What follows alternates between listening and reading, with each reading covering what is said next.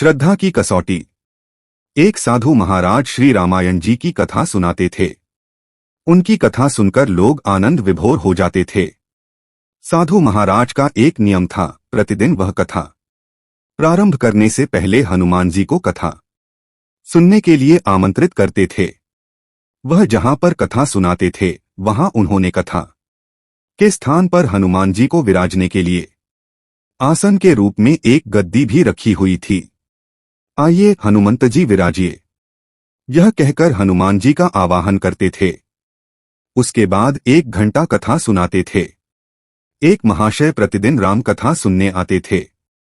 वह भक्तिभाव से कथा सुनते थे, परंतु एक दिन उनके मन में विचार आया कि महाराज कथा आरंभ करने से पहले आइए हनुमंत जी विराजिए, ऐसा कहकर हनुमान जी को बुलाते हैं।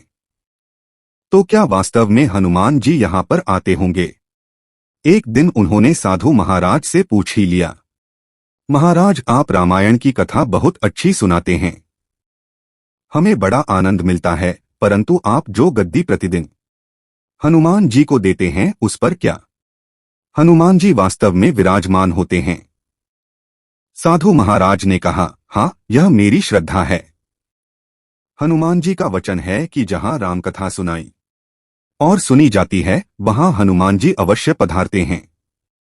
उस व्यक्ति ने कहा, महाराज हनुमान जी यहां पर आते हैं, इस पर हम कैसे विश्वास करें? आप इसका कोई ठोस प्रमाण दीजिए।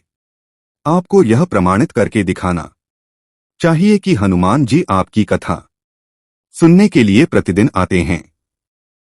महाराज ने बहुत समझाया कि आस्था को किसी प्रमाण की कसौटी पर नहीं कसना चाहिए।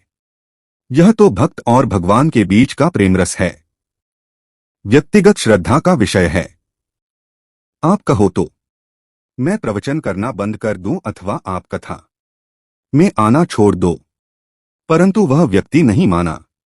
महाराज से कहता ही रहा कि आप कई दिनों से दावा करते आ रहे हैं, यह बात और स्थानों पर भी आप कहते होंगे, इसलिए महाराज आपको तो प्रमाणित करना ही होगा कि हनुमान जी कथा सुनने आते हैं।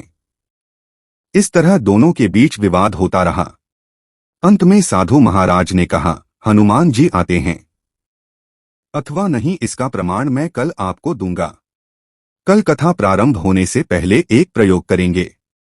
हनुमान जी को मैं जिस गद्दी पर विराजित होने को कहता हूं, आप उस गद्दी को आज अपने घर ले जाना और कल अपने साथ वह गद्दी ले आना।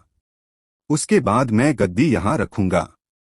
कथा का आरंभ करने से पहले हनुमान जी को बुलाऊंगा। कुछ समय बाद आप गद्दी उठाकर देखना। यदि आपने गद्दी उठा ली तो समझना कि हनुमान जी नहीं आए हैं। वह व्यक्ति इस कसौटी के लिए तैयार हो गया। महाराज ने कहा, हम दोनों में से जो पराजित होगा वह क्या करेगा इसका निर्णय भी कर लें। यह तो सत्य की परीक्षा है। उस व्यक्ति ने कहा, मैं गद्दी नहीं उठा पाया तो आपसे दीक्षा ले लूंगा, परंतु आप पराजित हो गए तो क्या करोगे? साधु ने कहा, मैं कथावाचन छोड़कर आपका सेवक बन जाऊंगा। अगले दिन कथा सुनने के लिए बहुत भीड़ एकत्रित हो गई। सारे लोग भक्ति, श्रद्धा, प्रेम और विश्वास की परीक्षा देखने आ पहुंचे। साधु महाराज और वह व्यक्ति कथा के स्थान पर आए। उस व्यक्ति ने गद्दी महाराज के हाथ में दी। प्रतिदिन हनुमान जी को विराजित होने के लिए जहां गद्दी रखते थे उसी स्थान पर वह रखी गई। महात्मा जी ने आर्तता से मंगलाचरण किया और बोले, आइए हनुमंत जी विराजिए। ऐसा बोलते ही साधु महाराज की आंखों में आंसू आ गए। मन ही मन महाराज बोले, हे प्रभु, आज मेरी नहीं आपकी ही परीक्षा है। मैं तो एक साधारण सा व्यक्ति हूं, मेरी भक्ति और आस्था की लाज रखना प्रभु। साधु महाराज ने प्रार्थना की और उस व्यक्ति को गद्दी उठाने के लिए निमंत्रण दिया। सभी की आंखें गद्दी पर जम गई। साधु महाराज बोले, महाशय आप गद्दी उठाइए। उस व्यक्ति ने गद्दी उठाने के लिए हाथ बढ़ाया, परंतु आश्चर्य की बात यह है कि वह गद्दी को स्पर्श भी नहीं कर पा रहा था। जो भी कारण रहा हो, उसने 3 बार हाथ बढ़ाया, किंतु तीनों बार गद्दी को स्पर्श भी नहीं कर पाया। महाराज देख रहे थे, गद्दी उठाना तो दूर, वह व्यक्ति गद्दी को छू भी नहीं पा रहा था। तीनों बार प्रयास करने पर वह पसीने से तरबतर हो गया।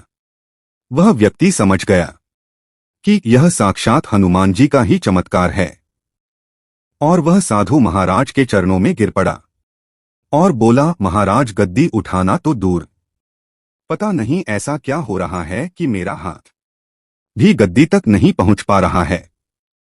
मैं अपनी हार स्वीकार करता हूं। जिस प्रकार उस व्यक्ति ने कहा था, उसी अनुसार उसने साधु महाराज से दीक्षा ली और भगवान की सेवा में जुट गया।